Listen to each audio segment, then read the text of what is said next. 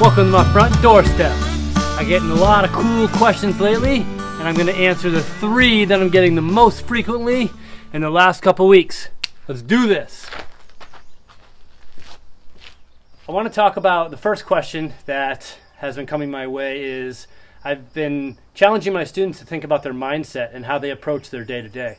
And lately students have been asking me, Mr. D, what's your mindset given all that's happening in the world right now? And I won't go into the details of all the challenges that are happening in the world right now, but I think it's safe to say that no matter who we are, no matter where we live, no matter what we're doing, this is an incredibly challenging time.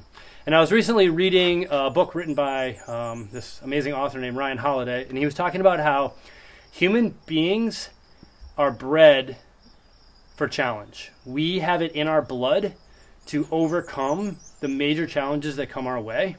And over the course of time, every generation has had to deal with some major challenge, starting all the way back when we were just roaming in the savannah and living in caves. And those strong human beings had offspring, and we continue to overcome immense challenges and obstacles as a human race. And I think this is just another way of doing that. It might not be as physical, although it can be for some, but more on the mental side of things. So all throughout humanity, we have been overcoming challenges, embracing challenge, persevering through to kind of keep pushing forward. And human beings are meant to overcome challenge. I really believe that. That goes into my big thing about stepping outside of your comfort zone and not striving for a life of comfort, but a life of challenge.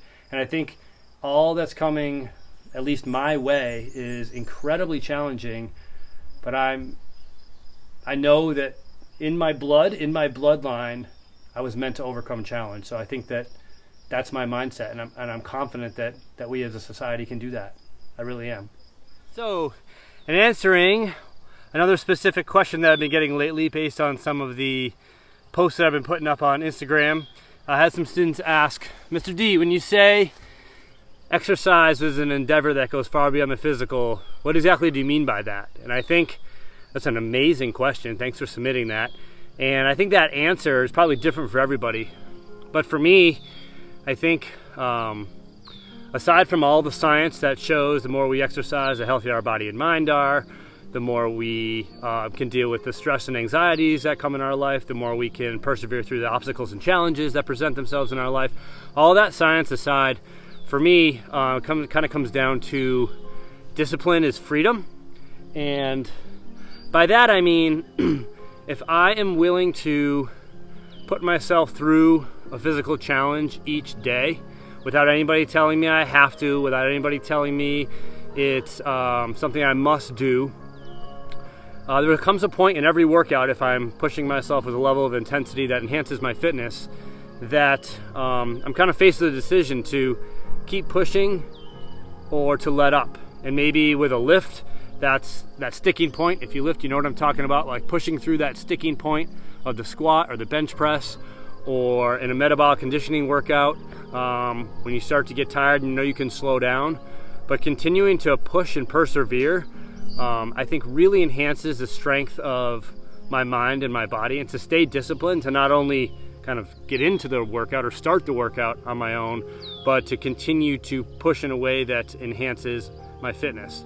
And not every single workout, not even close to every single workout I do is like a super crusher and I'm putting myself on the floor at the end of the workout, but I am striving to enhance my fitness capacity, which for me enhances so many different aspects of my life. So an endeavor that goes far beyond the physical, being that exercise piece, is just that when I'm exercising and pushing through those challenges and embracing that discipline, I'm really, really enhancing and having a spillover effect into all the other aspects of my life. And looking back, I didn't realize how impactful the exercise piece was. I did it just to be more physically fit, and that was a turning point in my life when I started to treat people better and started to be less judgy of other people, and I started to kind of calm down and not be so tense, and I had a really short temper in high school and middle school, and a lot of that changed. So when I say exercise, it is an endeavor that goes far beyond the physical.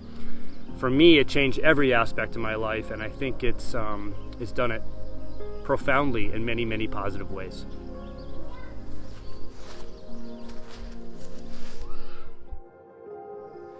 Another question that I thought I'd answer today, because I've been getting a number of inquiries about it, is the amount of equipment I have here in my home gym and how I ended up with this much equipment. And the fact of the matter is, it's just that slow drip mentality, right? The Grand Canyon wasn't made in a week by the Colorado River. And when I started dating my wife 12 years ago, I decided at that time I wasn't going to pay any more monthly gym fees. So at that time, I think gyms were like $40 to $50 a month. And I decided I was just going to start saving $30 a month. So every month, just put away $30. And when I had enough to buy the next piece of equipment that I wanted, whether it was a big piece of equipment that took many months to save for, or something smaller, that's what I did. So what I have here is essentially 12 years worth of $30 a month. And it's kind of that small changes over a long period of time make for big changes. I think people often see the amount of equipment that I have here, and I've also gone without in other areas of my life to make that a reality. So we don't go out to eat.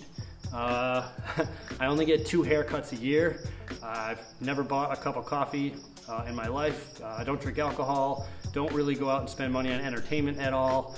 So those are some things that I've given up in order to have this amazing home gym. And when the pandemic hit, I was prepared. So I guess 12 years of preparing for something like this is now paying off. But for me, I'm trying to weed out the things in my life that don't move me closer to the person that I want to be and add it in places that I do. So not going out to eat is good for me in many ways. Not drinking alcohol, not being addicted to coffee, all those things I think are good for my wallet, but also good for other aspects of my life where I can be more healthy and well.